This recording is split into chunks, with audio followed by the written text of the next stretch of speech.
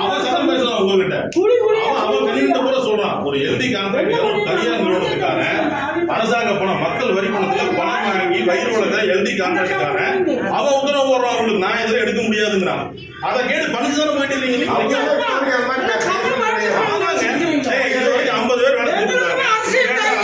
இவங்க குப்பை மட்டும் வலிப்பாங்கன்னு பேசுறீங்க.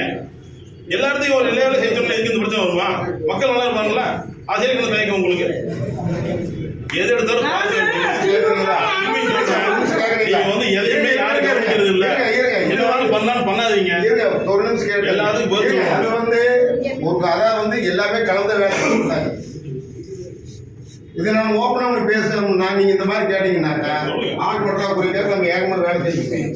இது ஒரு காலம் ஒரு சூழ்நிலை வந்து இந்த வேலையை செய்யணும் தண்ணி கொடுக்கணும்னு சொல்லி சொன்னதா? தண்ணி கொடுக்கணும் இருங்க நான் சொல்லி பதில் சொல்றேன். யாரு பத்திரன்னு சொல்லுங்க, கேட்போம். எவனாலும் கேட்போம். என்ன இருக்குது நம்மளுக்கு?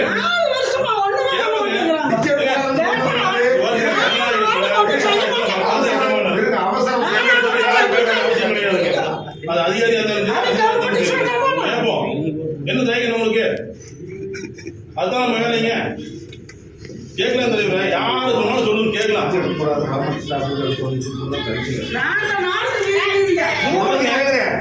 எல்லாருக்கும் பதில் சொல்றேன். கூப்பிடுங்க, ஒரு நிமிஷம் கூப்பிடுங்க. ஒரு நிமிஷம் இருங்க. பர்மனன்ட் ஸ்டாஃப் வந்து டீச்சர் அம்மா இருங்கம்மா, ஒரு நிமிஷம் அம்மா இருங்கம்மா, உங்க கேள்விக்கு பதில் சொல்றேன். பர்மனன்ட் ஸ்டாஃப் மட்டும் தான் டீச்சர் எடுக்க வர்றாங்க. டெம்பரரி ஸ்டாஃப் டீச்சர் எடுக்கணும்னு சொன்னதா இருக்கு. சொல்லலாம் கேட்டீங்க.